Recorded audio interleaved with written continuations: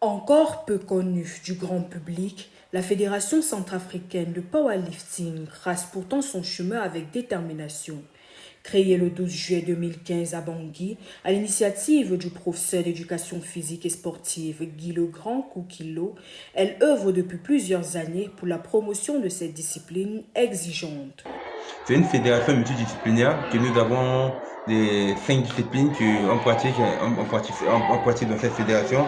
Nous avons la danse, donc ceci fait partie de la fédération. Nous avons la musculation, fait partie de la fédération. Nous avons aussi les powerlifting, nous avons aussi les bras de fer et nous avons aussi masse lutte.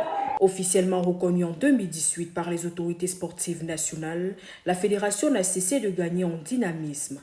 À son actif, plus de 20 compétitions organisées sur le plan national, preuve d'une activité soutenue et d'un engagement réel pour structurer la discipline, malgré un manque d'infrastructures adaptées qui freine encore son plein essor. Nous avons un grand défi que nous devons faire développer par en russe africain.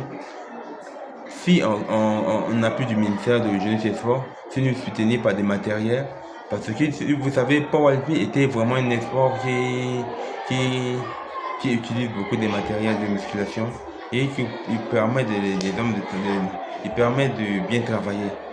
Dans cette dynamique, ces acteurs ont pris part en février dernier à un séminaire technique à Yaoundé au Cameroun consacré au renforcement des capacités et à la maîtrise des standards internationaux du powerlifting.